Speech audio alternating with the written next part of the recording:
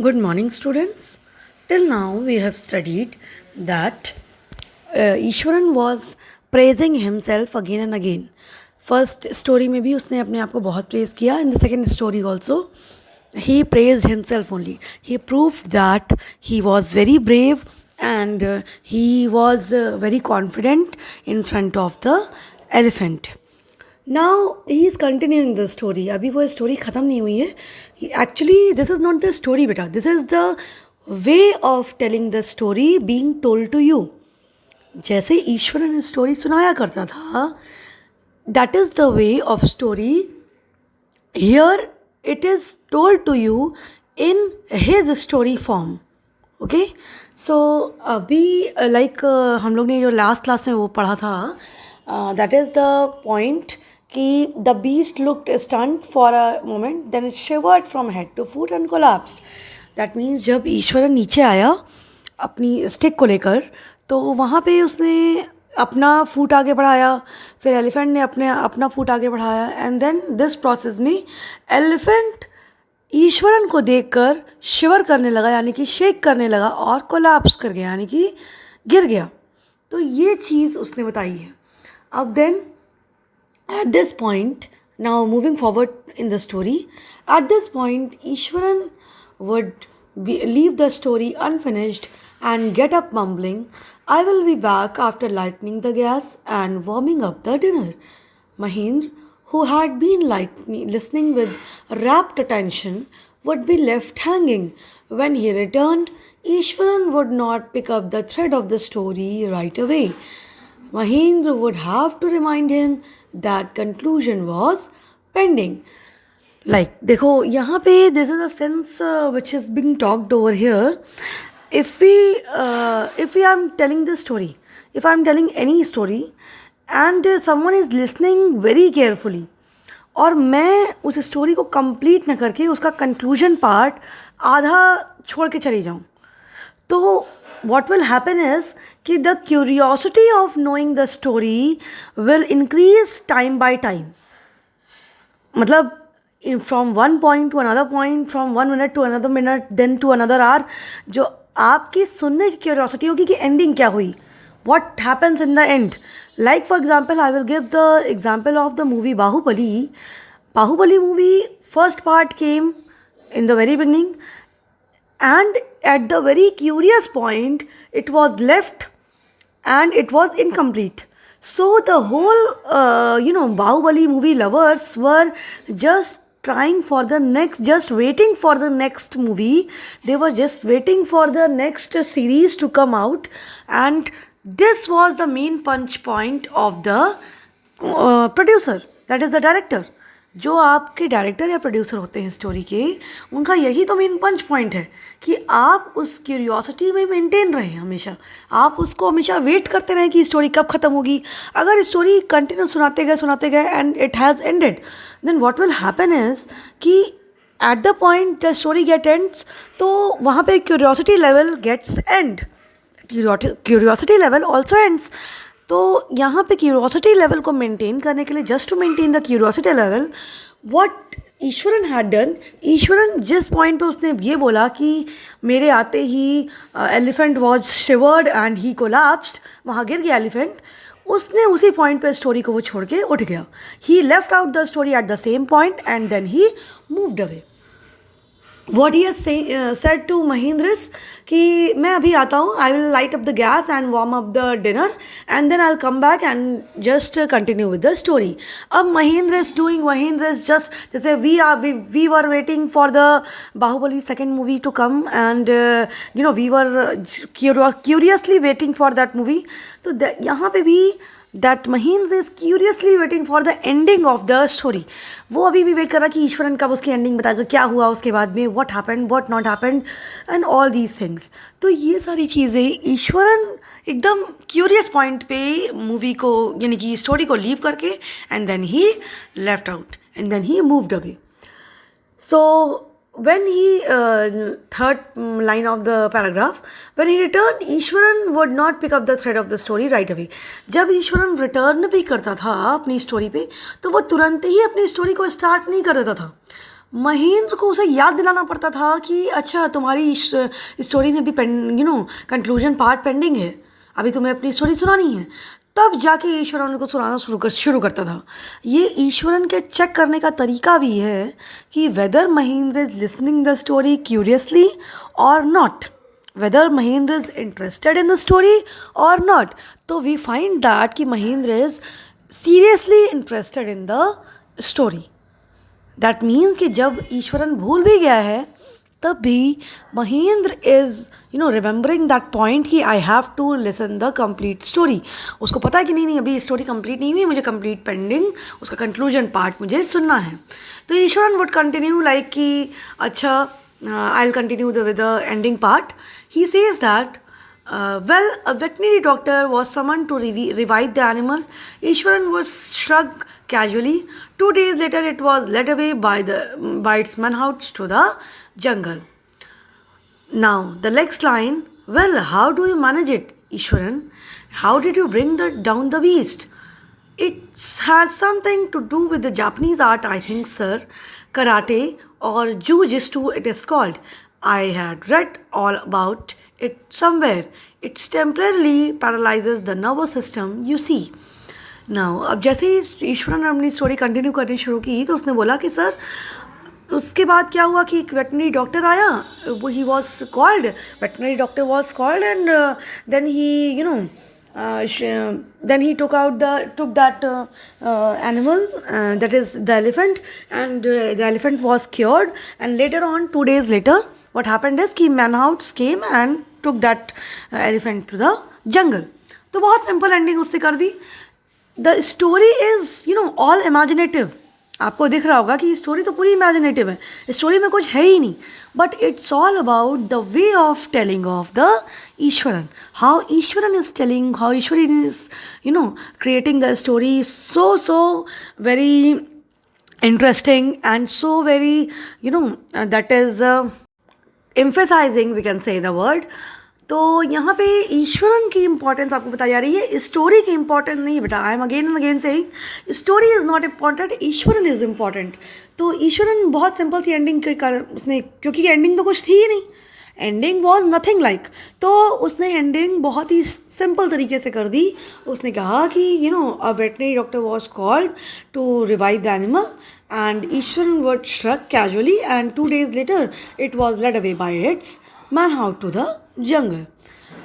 Ab what Mahendra is saying, Mahendra, according to Mahendra, the whole story is very, it is very real story.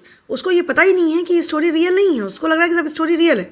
तो उसने कहा कि अच्छा Eswaran, how did you manage it, तुम कैसे ये सब काम किए हो कि तुमने इतने बड़े एलिफेंट को नीचे गिरा दिया, you bring down that beast, तुमने इतने बड़े एलिफेंट को you just one that animal, तुमने उस एनिमल को जीत लिया, तुमने उसको हरा दिया, तो हाउ डिड इट हैपन। तो ईश्वरन भी लाइक बहुत ही अपने प्राउड में he is saying that it has something to do with the Japanese art, I think sir. That means कि ये कुछ जापनीज़ आर्ट का ही कमाल है सर जो मैंने सीखा हुआ है, एंड दैट इज़ जूजित्सु, जैसे जिसको जूडो कराटे आप कहते हैं बेटा, that is the point he is talking about कि सर मैंने उस इतने बड़े एलिफेंट को, it's like a Japanese art मैंने जो लर्न किया हुआ है, and then I have defeated that animal on the base of that Japanese art called jujitsu. और मैंने इसके बारे में सीखा नहीं है, just look at the Ishwaran's proud, he is saying that कि मैंने उसको सीखा नहीं है, I read about it somewhere, मैंने सिर्फ उसको पढ़ा हुआ है और मुझे इतने अच्छे से वो जापनीज़ आर्ट आती है। Then he told about that Japanese art, that is he saying कि it temporarily paralyzes the nervous system. That means कि जो मैंने आर्ट पढ़ी हुई है, जो जापानीज़ आर्ट जूजित्सु है, वो पैरालाइज कर देती है नर्वस सिस्टम को, जिसकी वजह से किसी भी एनिमल का वर्किंग पावर जो होता है वो बहुत कम हो जाता है। तो just look at the knowledge and look at the importance he is giving to himself only, the Iswaran, he is saying that मैंने सिर्फ उसको पढ़ा हुआ है, मुझे पता है कि वो कैसे नर्वस सिस्टम को पैरालाइज कर देता है। तो यहाँ पे सिर्फ आपको यही देखना है बेटा। Let's move on the next paragraph. Not a day passed without Ishwaran's recounting some story packed with adventure, horror, and suspense. Whether the story was credible or not, Mahindra enjoyed listening to it because of the inimitable way in which it was told. Ishwaran seemed to more than make up for the absence of TV in Mahendra's living quarter. That means कि एक भी दिन नहीं बीतता था, एक भी दिन पास ऑन नहीं होता था ईश्वरन जब अपनी एडवेंचरस या हॉरर या सस्पेंस स्टोरी ना सुनाए.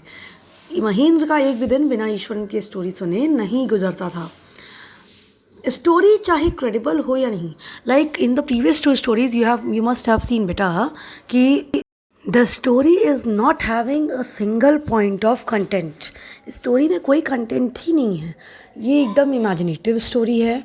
एंड देन आपने ये भी देखा होगा कि स्टोरी में there is no point of appreciation और समथिंग. अगर हम लोगों को वो स्टोरी सुनाई जाए तो there is not a point of appreciation. लेकिन the way Eswaran was telling the story, it looks real to Mahendra. तो Mahendra he was enjoyed listening the story, जैसे मैंने आपसे पहले भी कहा, because of the inimitable way that it was told. That means कि because the appreciable way it was told, that's why Mahendra loved the story. अब ईश्वरन महेंद्र के घर में एक टीवी की कमी पूरी करता था. He replaced the television in Mahendra house. That means जो the entertainment given by television is replaced by Ishwaran in Mahendra house. One morning when Mahindra was having breakfast, Ishwaran asked, "Can I make something special for dinner tonight, sir?" After all, today is an auspicious day. According to tradition, we prepare various delicacies to feed the spirits of our ancestors today, sir. That night, Mahindra enjoyed the most delicious dinner and complimented Ishwaran on his culinary skills. He seemed very pleased but expectedly launched into a most garish account involving the supernatural. क्या हुआ है कि एक दिन बहुत ही auspicious day था, तो ancestors का ऑस्पिशियस डे था. तो उस दिन ईश्वरन ने पूछा कि सर क्या आपके लिए मैं कुछ स्पेशल डिनर बना सकता हूँ. तो महेंद्र वॉज लाइक कि ओके यू कैन मेक. तो ईश्वरन ने बनाया. And Ishwaran as it has been told in the very beginning of the chapter that he was a very good cook. तो and he was having lots of knowledge also. तो involving all his culinary skills, he prepared food, and the food was really very auspicious, awesome. We can say the food was really very awesome, very tasty food, and it was enjoyed by the Mahindra. But while he was having food, he entered into a garish account involving the supernatural. That means कि जब वो food खा रहा था उसी समय ईश्वरन ने अपनी एक नई स्टोरी सुनाना शुरू कर दिया. That is a story of a supernatural power. That means a story of a ghost or a story of a spirit. This type of story he started to tell Mahindra. Now just read out how he is starting the story. He is saying, sir, this entire factory area we are occupying was once a burial ground. He started. Mahindra was jerked out of the pleasant reverie he had drifted into after the satisfying meal. That means कि आपको पता है sir, ये जो पूरा factory area है, ये जो हम लोग ने ऑक्यूपाई किया है, ये एक टाइम पे बरियल ग्राउंड था. अब उसने इस तरह से बताना शुरू कर दिया. And then when he started he was telling.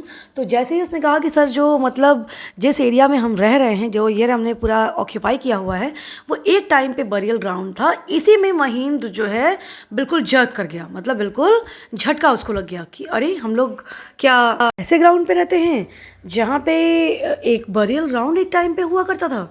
तो he was like he jerked back and he was really very afraid because as you know कि Eswaran was an excellent storyteller.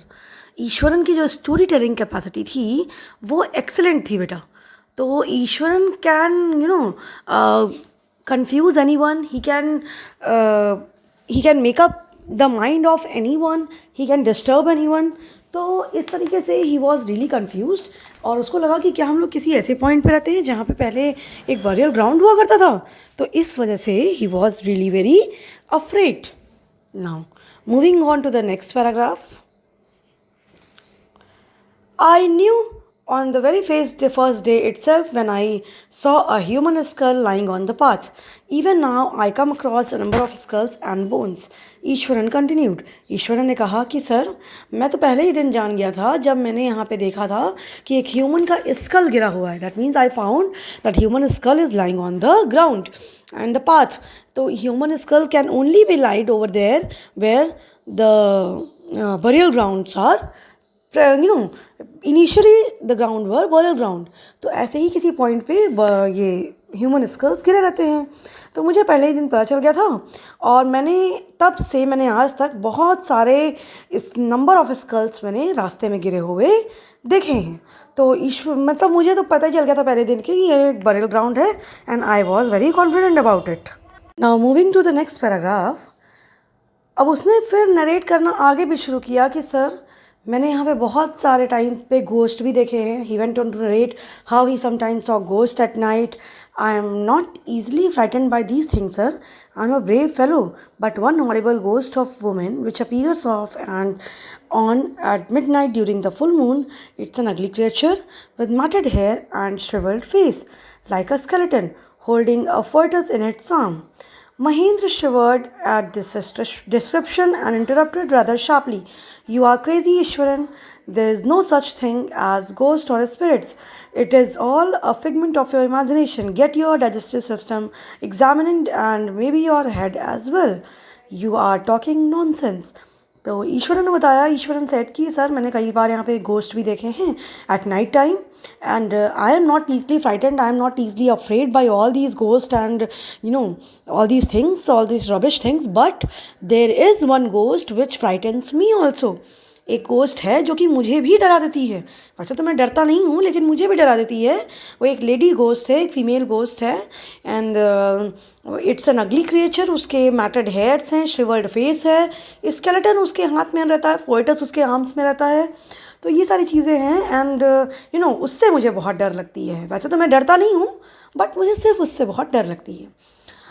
Mahendra बहुत डर जाता है उसके डिस्क्रिप्शन पे क्योंकि ईश्वरन, मैंने आपसे जैसे पहले भी कहा, ईश्वरन का description is really very amazing. तो ईश्वरन के डिस्क्रिप्शन की वजह से महेंद्र जो है डर जाया करता था.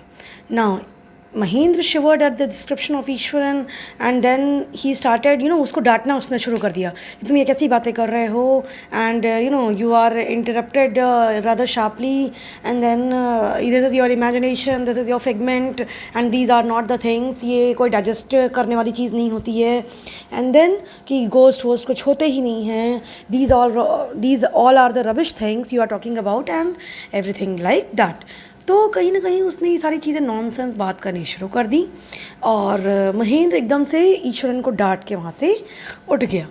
ही left the room and retired for the night, expecting Ishwaran to sulk for a couple of days, but the next morning he was surprised to find the cook as cheerful and talkative as ever.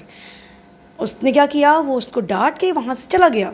उसने ये expect किया कि शायद ईश्वरन अगले कुछ दिनों तक उससे बात नहीं करे या थोड़ा शांत रहे या थोड़ा सा सैड मूड में रहे बिकॉज उसके ओनर ने, भाई उसके बॉस ने डांटा हुआ है. तो ईश्वरन में भी शायद थोड़ा सा शांत रहे या सैड फील करता रहे. बट वो इतना सरप्राइज हुआ, he was so surprise to see कि the next day also Ishwaran is behaving in the same cheerful way as he was behaving earlier.